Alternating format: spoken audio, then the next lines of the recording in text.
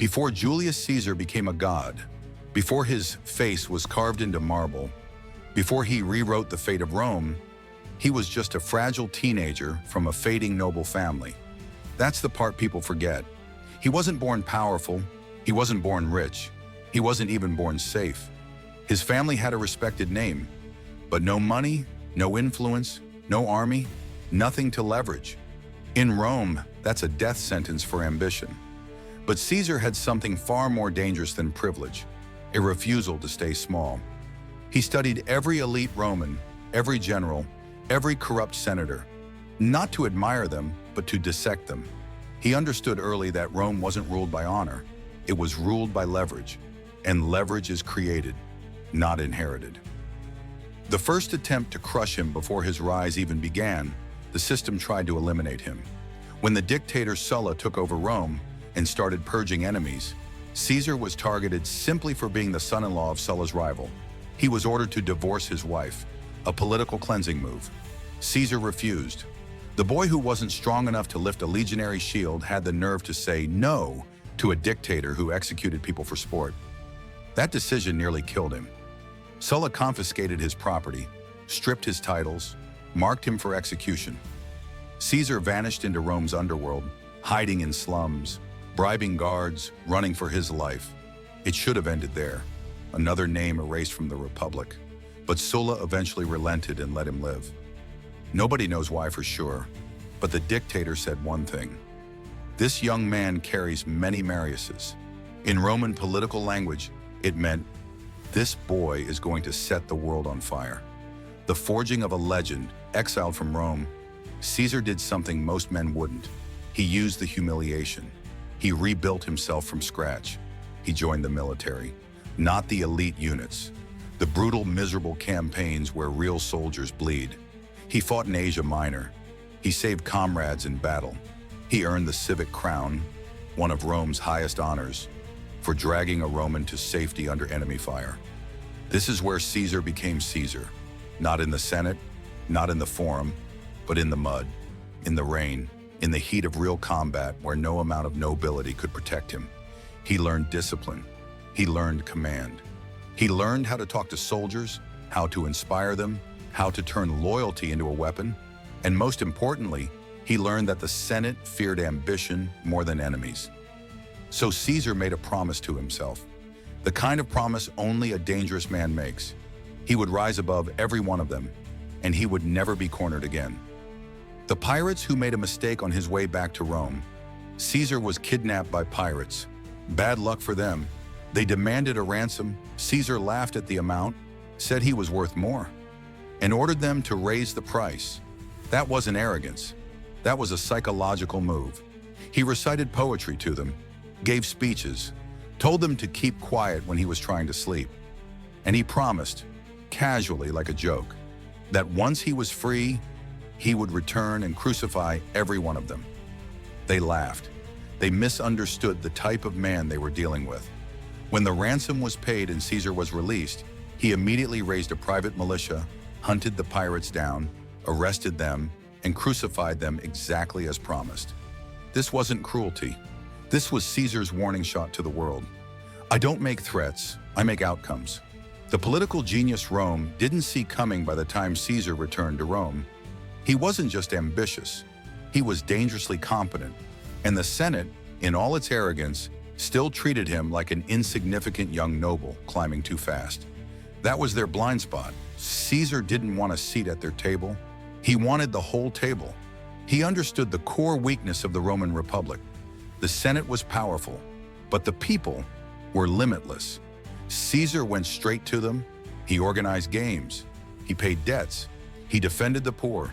He aligned himself with every group the Senate ignored or stepped on. The elite mocked him for being too friendly with the masses. They didn't realize he was constructing something far stronger than a political base, a myth. To the citizens, he became the champion who could break the Senate's corruption. To soldiers, he became the commander who shared their hardships. To the elite, he became a threat they were too slow to neutralize. The first great alliance and the first great error. Caesar forged the first triumvirate with Pompey the Great and Crassus. Two men who should have been his enemies. Crassus wanted power. Pompey wanted legitimacy. Caesar wanted momentum. This alliance was pure strategy, not friendship, not loyalty, just leverage. Together, they controlled the courts, the elections, and the military commands. The Senate hated it, but they were outnumbered, outplayed, and outmaneuvered. Caesar used this moment to grab the command he'd been waiting for. Gaul. Nobody understood why he wanted it so badly. It was distant, violent, chaotic, the perfect place to disappear. But Caesar didn't want to disappear. He wanted a proving ground. Gallium, the war that made him unstoppable. What Caesar achieved in Gaul wasn't just military victory, it was reinvention. He transformed a fractured legion into a force that terrified entire nations. He destroyed tribes that had resisted Rome for centuries. He crossed rivers, mountains, and forests no Roman general had dared to touch. He wrote his own war reports, brilliant propaganda that painted him as the hero Rome desperately needed. And the Senate watched in panic as Caesar turned from politician into legend. By the time he crushed Vercingetorix at Alesia, Caesar had something no Roman had possessed in generations. An army loyal to him personally, not Rome, not the Senate, him. That's when the Senate realized the truth they'd been avoiding. They hadn't been dealing with a rising star. They'd been raising a storm. The Senate tries to strip him. Too late. The Senate demanded he disband his armies and return to Rome as a private citizen. That wasn't a request. It was a death sentence. Without his legions, Caesar would be put on trial, ruined, maybe executed. The Senate thought he'd obey. They still believed the Republic's old rules mattered. Caesar didn't. He understood something they refused to accept. Power isn't protected by tradition. It's protected by force. So he made the decision that would divide history in half. He marched south, reached a shallow river, the Rubicon. Crossing it meant war. Not crossing meant death. He didn't hesitate. The die is cast, and he crossed, with an army ready to burn the Republic to the ground if necessary. Rome panicked. Senators fled. Pompey escaped. The greatest city in the world fell into Caesar's hands without a fight. Because when a system grows weak, it only takes one bold man to break it. The final rise in the fear he created. Once Caesar took Rome, he didn't just win a civil war. He rewired the Republic. He pardoned enemies who deserved execution. He restored order faster than anyone expected. He cut through corruption like it was rotting cloth. He filled the treasury, fed the public, expanded citizenship, and stabilized the entire state. That should have earned him loyalty. But Rome isn't loyal to saviors. It's terrified of them. Every reform he passed, every victory he claimed, every honor he accepted made one truth impossible for the Senate to ignore. They hadn't stopped a dictator. They had created a god, and that terrified them more than any army. The crown he refused, and the paranoia it fed. When the crown was offered to Caesar in front of the people, he refused it 3 times. A normal man would have accepted. A tyrant would have grabbed it. But Caesar was smarter. Refusing it made him appear humble, controlled, reasonable. But refusing wasn't enough. The Senate saw what the people didn't. Caesar didn't need a crown. He already had the power of a king. He appointed senators. He controlled laws. He set the calendar. He commanded legions. He was worshipped in temples. He was called Father of the Nation. The Republic wasn't dying. It was dead. And Caesar's shadow covered everything. That's when the plotters finally stepped forward. Not because he was cruel or oppressive or incompetent, but because he made them irrelevant. The men who owed him everything. Here's the part that stings. The men who planned Caesar's murder weren't his enemies. They were his allies, his protégés, his beneficiaries. Brutus, protected by Caesar his entire life. Cassius, pardoned by Caesar after fighting against him. Decimus, one of Caesar's closest commanders, trusted beyond reason. These men weren't defending the Republic. They were defending their own fading status.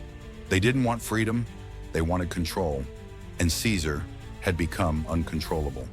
The Theater of Bloody, March the 15th, 44 BCE. Caesar walked into the theater of Pompey without bodyguards. the price of trusting the wrong men. He was surrounded by senators in their white robes. White, that would soon turn red. The first stab came from behind. He twisted, shocked. Then the others followed. Not coordinated, not elegant. Chaotic, messy, desperate. Caesar fought back until he saw one face he couldn't understand. Brutus. At that moment, he stopped resisting. Not because of pain, but because betrayal hits harder than blades. He pulled his toga over his head, refusing to give them the satisfaction of seeing his face. He fell at the base of Pompey's statue, the statue of the man he defeated, as if Rome wanted one last cruel joke. 23 wounds, only one fatal. That's how gods die, not in battle, but in rooms full of cowards. The consequence. The conspirators never saw the senators thought killing Caesar would save the Republic. They were delusional. His death didn't restore Rome. It tore it apart. Riots erupted. The people raged. Rome spiraled into the bloodiest civil wars in its history. And in the end, Caesar's adopted son, Octavian, rose from the ashes and became the first emperor of Rome. The Republic didn't survive Caesar's murder. It was buried with him. And the man they stabbed to stop from becoming a king became a god instead. Literally, the Senate deified him after his death. That's the final irony. They killed him out of fear he'd become eternal. And by killing him, they made him eternal. If you want more rulers who climb too high, fell too hard, and drag whole empires down with them, you know what to do. Follow. Stay locked in, because history is full of kings who couldn't control the storm they created.